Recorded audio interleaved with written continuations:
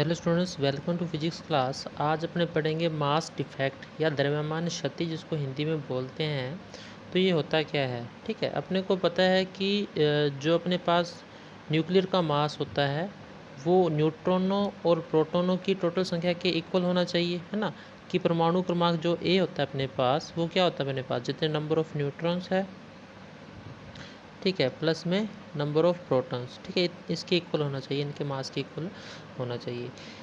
और लेकिन अपने मास नंबर अलग से भी लिखते हैं, एक भी जिसको जो एटॉमिक मास, जिसको न्यूक्लियर मास बोलते हैं, उसको एम से शो करते हैं, ठीक है, न्यूक्लियर मास। ठीक है, एग्जैक्ट मास तो ये है अपने पास, लेकिन जब न्यूट्रॉन और प्रोटॉनों को जब इकट्ठा करके जोड़ के रखते हैं तब एक एनर्जी रिलीज़ होती है, जिसको बाइंडिंग एनर्जी बोलते हैं। ठीक है, वो जिसको बाइंडिंग एनर्जी अपने पास इक्वल आती है अपने पास, तो एग्जैक्ट जो मास है वो ए के इक्वल ना आकर थोड़ा सा उससे कम आता है। ठीक है, ये कहूँ कि जो ए होता है ये इसका ये ज़्यादा होता है अपने पास एम से, लेकिन एम अपने पास देखो आना तो ए चाहिए, क्योंकि उसमें जितने न्यूट्रॉन और प्रोटॉन हैं उनके मास के इक्वल आना चाहिए, लेकिन ऐसा नहीं आता। ठीक है, उनकी संख्या के इक्वल आना चाहिए, लेकिन क्या होता है कि जो उसका मास है थोड़ा सा ए से कम आता है ना।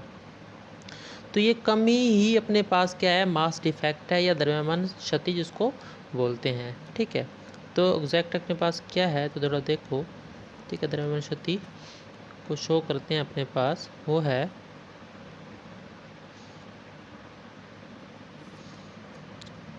एम माइनस ए, सॉरी ए माइनस एम। ठीक है, तो द्रव्यमान क्षति को किससे लिखते हैं, ए माइनस एम से। ठीक है, ये अपने पास क्या है, द्रव्यमान क्षति, जिसको अपने डेल्टा से भी लिख देते हैं। ठीक है, अब एक चीज़ और आती है अपने पास, जिसको बोला जाता है अपने पास मास डिक्रीमेंट। ठीक है, तो हेडिंग मैं लिख देता हूँ थोड़ी सी यहाँ पे, मास डिक्रीमेंट, जो इसका बिल्कुल अपोजिट है। ठीक है, आपने सब हेडिंग लगा के लिख लेना है। ठीक है, मास डिक्रीमेंट, इसको एक नाम और से बोलते हैं। ठीक है, एक नाम और है इसका, उसका है अपने पास मास एक्सेस, मास एक्सेस। ठीक है, हिंदी में इसको बोलते हैं द्रव्यमान अपक्षय। ठीक है, ये है कुछ नहीं है, जो अपने पास ये है, ठीक है, इसका अपोजिट है। ठीक है, तो इसको अपने लिखते हैं, वो है, वो ए माइनस एम था, इसको बोलते हैं एम माइनस ए। ठीक है, तो ये अपने पास द्रव्यमान क्षय अपने पास आता है। ठीक है, और मास डिफेक्ट अपने पास आता है। ठीक है, अब एक आता है अपने पास नेक्स्ट, जो है, ठीक है, वो है संकुलन गुणांक या पैकिंग फ्रैक्शन जिसको बोलते हैं। ठीक है, पैकिंग फ्रैक्शन। ठीक है, इसको बोलते हैं अपने संकुलन गुणांक, संकुलन गुणांक। ठीक है, इसको अपने शो करते हैं, वो है एफ से। ठीक है, इसको एफ से लिखते हैं, और ये होता है अपने पास एम माइनस ए ओवर ए। ठीक है, ये अपने पास क्या होगा, संकुलन गुणांक होगा। ठीक है, ओके, तो ये आपने ध्यान रखना है, ये संकुलन गुणांक है। और ये ना कार्बन 12 के लिए, ठीक है, कार्बन 12 के लिए ये अपने पास क्या होता है, 0 होता है। ठीक है, ठीक है, एक बात यहाँ पे लिख लो नोट लगा के, कि कार्बन 12 के लिए ये क्या होता है, 0। ठीक है, कार्बन 12 के लिए संकुलन गुणांक एफ की बात है ये। ठीक है, और जितने भी हैवी और लाइट, जितना ज़्यादा हैवी होगा उतना ज़्यादा लाइट होगा। देखो, हैवी और लाइट न्यूक्लियस के लिए, लाइट न्यूक्लियस के लिए ये तो क्या होता है, एफ़ की वैल्यू क्या होती है अपने पास, पॉजिटिव। ठीक है, एफ़ की वैल्यू अपने पास क्या होती है, पॉजिटिव। जबकि जो भी इसके अलावा है, ठीक है, अदर है जो, उसके लिए एफ़ की वैल्यू क्या होगी अपने पास, नेगेटिव। ठीक है, तो ये चीज़ें हमने ध्यान रखनी है। ठीक है, अब अपने नेक्स्ट बात करते हैं रेडियस की। ठीक है, तो रेडियस की बात करें अपने,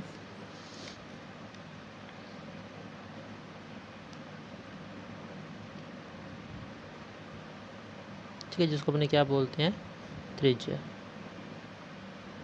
ओके, तो अपने पास क्या आएगा,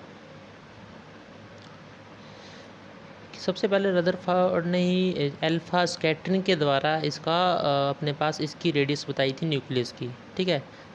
फर्स्टली जो बताई थी वो बताई थी अपने पास रदरफोर्ड ने, ठीक है। रदरफोर्ड ने किसके कौन से टेस्ट के द्वारा बताई थी उसने, अल्फा स्कैटरिंग टेस्ट, जो अल्फा स्कैटरिंग एक्सपेरिमेंट है उसका, ठीक है, अल्फा स्कैटरिंग एक्सपेरिमेंट के द्वारा, ठीक है।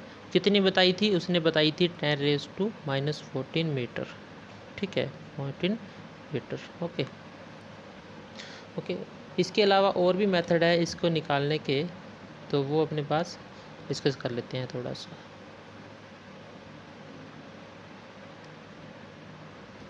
ठीक है।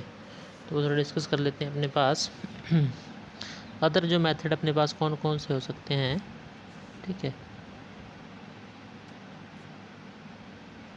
अदर मेथड तो एक तो अब तक अपने पास इसके अंदर अल्फ़ा डिके द्वारा, ठीक है, अल्फ़ा डिके,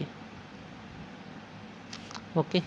अल्फ़ा डिके एक होता है अपने पास कि जितने भी रेडियो एक्टिव न्यूक्लियस है उनको अपने अल्फ़ा डिके द्वारा निकाल सकते हैं। आगे आएगा सब कुछ, अभी अभी आपको नहीं समझ आएगा, अभी नाम ध्यान रखना भी किस किस कौन कौन सी मेथड है। एक अल्फ़ा डिके, एक होता है अपने पास semi empirical formula, semi empirical formula, empirical formula, ठीक है। एक बात ध्यान रखना, अल्फ़ा डिके को बोलते हैं, हिंदी में भी लिख देता हूँ यहाँ पर, ठीक है, इसको बोलते हैं अपने पास अल्फ़ा क्षय, क्या बोलते हैं इसको, अल्फ़ा क्षय, ठीक है। और इसको बोलते हैं सामी अनुभाविक फॉर्मूला, ठीक है, सानी अभाविक सूत्र बोल देते हैं इसको, ठीक है, सूत्र, ओके। ये दो मेथड आगे, एक दो मेथड और अपने पास, और कौन कौन से है वो भी देख लो।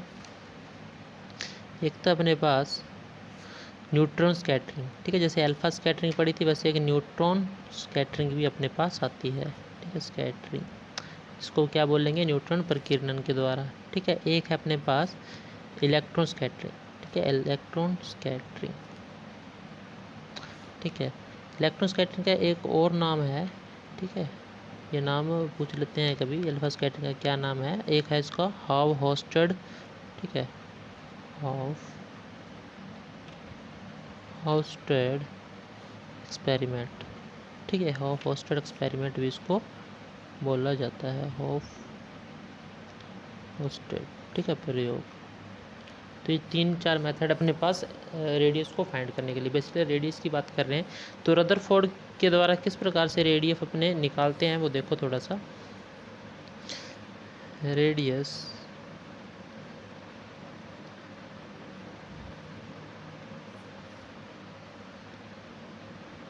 एक सेकेंड,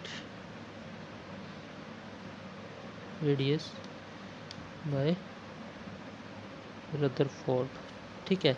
तो ये क्या कहता है कि जो एक न्यूक्लियस है उसको अपने क्या मान लेते हैं, एक गोल संरचना, एक बॉल की तरह संरचना मान लेते हैं, जिसके अंदर सारा का सारा क्या अपने पास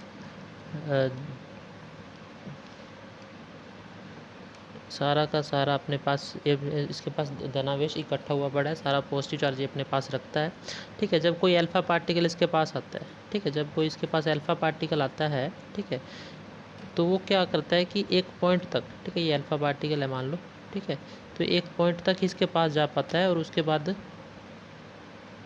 ये वापस इसको रिफ्लेक्ट होना पड़ता है। क्यों होना पड़ता है ये आपको सबको पता है, ऐसा क्यों होगा, क्योंकि इसका जो चार्ज, ये भी पॉजिटिव चार्ज है, वो भी पॉजिटिव चार्ज है, तो ये पॉजिटिव चार्ज एक दूसरे को क्या करते हैं, रिपेल करते हैं।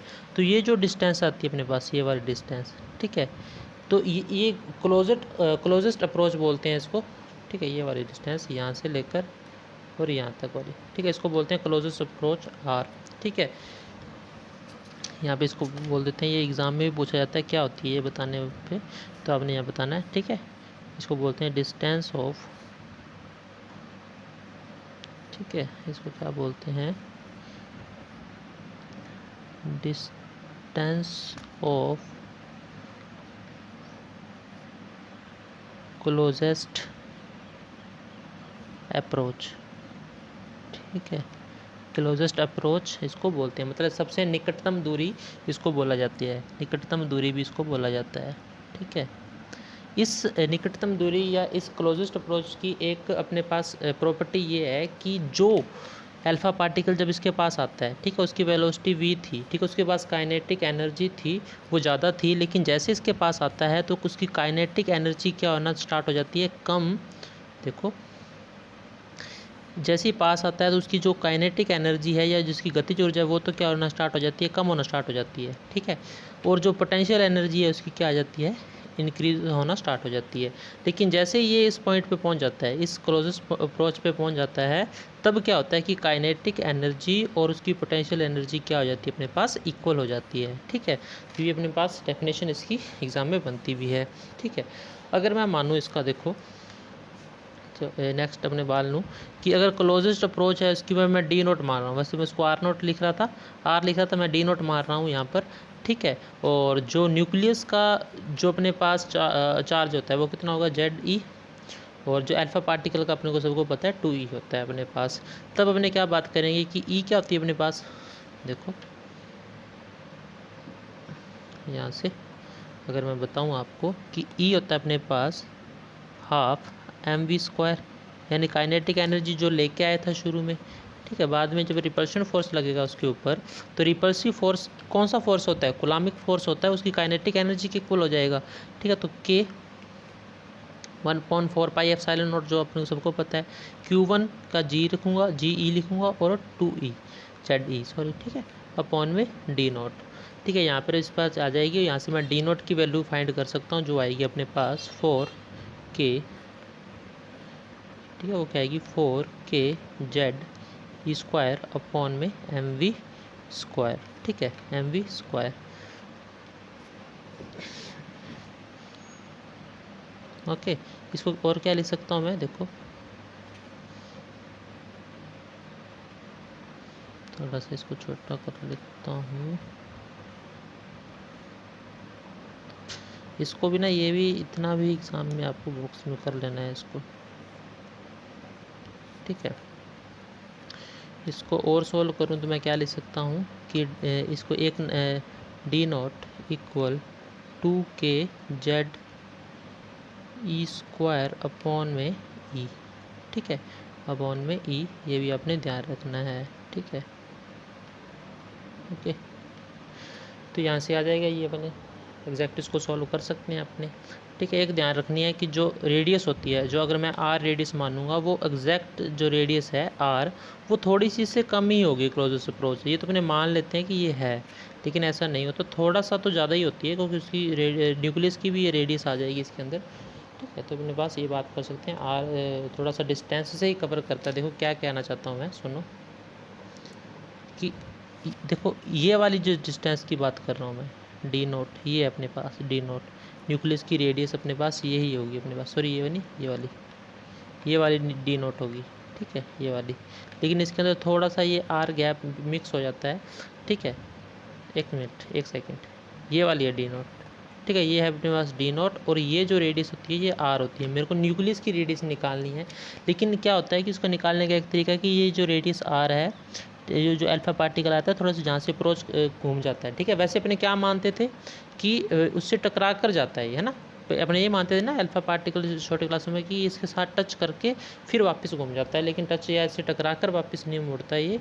ठीक है, इसकी रिपल्सिव फोर्स के कारण घूमता है, तो ये जो रेडियस आएगी आर थोड़ी सी इससे कम आएगी डी नोट से। ठीक है, अप्रोक्स तो इसके कुल मान सकते हैं डी नोट के, लेकिन थोड़ी सी इससे कम आएगी। ठीक है, तो एक ये है इसका अप्रोक्सीमेशन मेथड भी इसको बोल सकता हूँ। ठीक है, तो आज के लिए इतना काफ़ी है, बाकी करेंगे नेक्स्ट क्लास में। ठीक है, धन्यवाद।